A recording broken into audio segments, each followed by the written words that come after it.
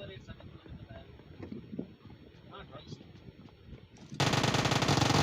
ahead! अच्छा क्या वो वहाँ मंदिर से आज तो यार पेमेंट है ही नहीं। हाँ बड़ी मंदी है। अभी तो नहीं पैसे नहीं तो अभी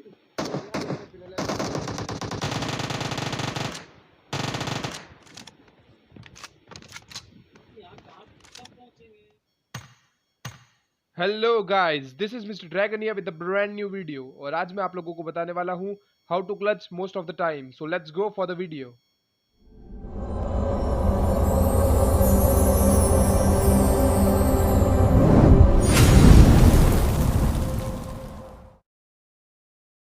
सो गाइस, बेसिकली पॉइंट नंबर 1 क्या है कि अगर अपने को क्लच करना है ना, स्क्वाड को क्लच करना है, तो अपने को मोस्ट ऑफ द टाइम क्या करना रहता है कि एक एक बंदे से फाइट लेनी रहती है। ठीक है, जैसे कि स्क्वाड के 4 बंदे हैं या 3 बंदे हैं या 2 बंदे हैं। ठीक है, तो अपन क्या करेंगे ना कि सारों के बीच में ना जाकर के एक बंदे से फाइट लेंगे।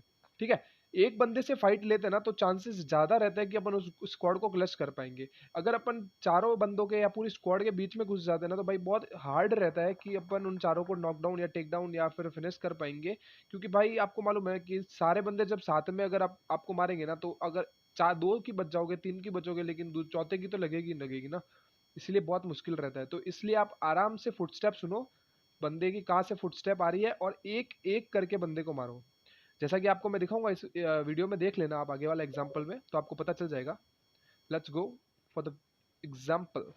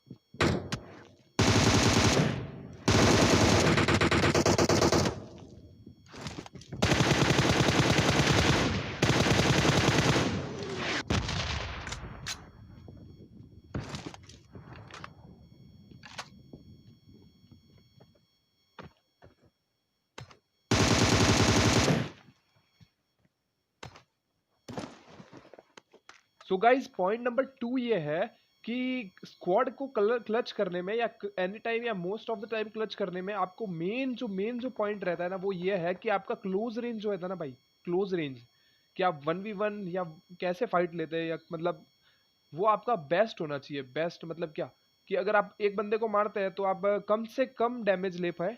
ठीक है, कम से कम डैमेज, उस बंदे को नॉक करिए लेकिन कम से कम डैमेज में। ठीक है, जिससे क्या रहेगा ना कि अगर आप दूसरे या तीसरे बंदे से अगर फाइट लेंगे ना तो आपकी काफी एचपी बची रहेगी, और आप काफी टाइम तक सर्वाइव कर पाएंगे, और चांसेस है कि आप उस स्क्वाड को क्लच कर पाएंगे। ठीक है गाइस, तो आपका क्लोज रेंज बहुत बेस्ट होना चाहिए, और आपको कम से कम डैमेज लेना है सामने वाले बंदे से। जैसे कि देखो, आप इस एग्जांपल में बताता हूँ आपको।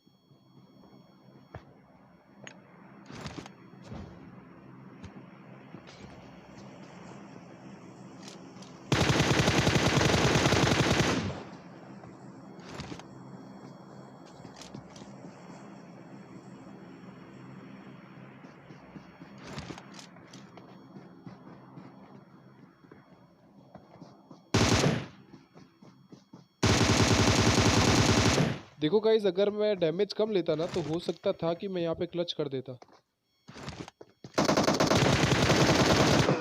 एंड गाइस, पॉइंट नंबर 3 जो है ना, वो बेसिकली मोस्ट इंपॉर्टेंट है। आप गाइस, आपकी क्लोज रेंज भी अच्छी है, आप बंदे से डैमेज भी बहुत कम लेते हो, लेकिन जो मेन जो पॉइंट रहता है ना वो ये है कि भाई आपके अंदर कॉन्फिडेंस होना चाहिए, आप उस स्क्वाड को इजीली क्लच कर पाओगे। ठीक है गाइस, अगर आपके टीममेट्स आपसे दूर भी है या टीममेट है ही नहीं, आप solo versus solo, solo versus squad खेल रहे हो या डुओ खेल रहे हो, तो गाइस कॉन्फिडेंस सबसे इंपॉर्टेंट रहता है। ठीक है, कि मैं भाई ये 4 बंदे आ गए, ये चारों बंदों को आराम से मार पाऊंगा, ये कॉन्फिडेंस होना चाहिए। ये अगर रहेगा ना गाइस तो आप इजीली स्क्वाड क्लच कर दोगे। ठीक है guys? वो तो बात की बात है कि आप आपका क्लोज रेंज अच्छा है, या फिर अगर आपके अंदर कॉन्फिडेंस ही नहीं होगा ना तो आप सोचोगे भी नहीं कि भाई ये 4 बंदे हैं, मैं तो भाग जाता हूँ यहाँ से। आप फाइट लेने का सोचोगे भी नहीं। अगर आपके अंदर कॉन्फिडेंस रहेगा ना, फिर आप स्किल्स मैटर करती है। ठीक है गाइस, सो कॉन्फिडेंस बिल्ड करिए पहले,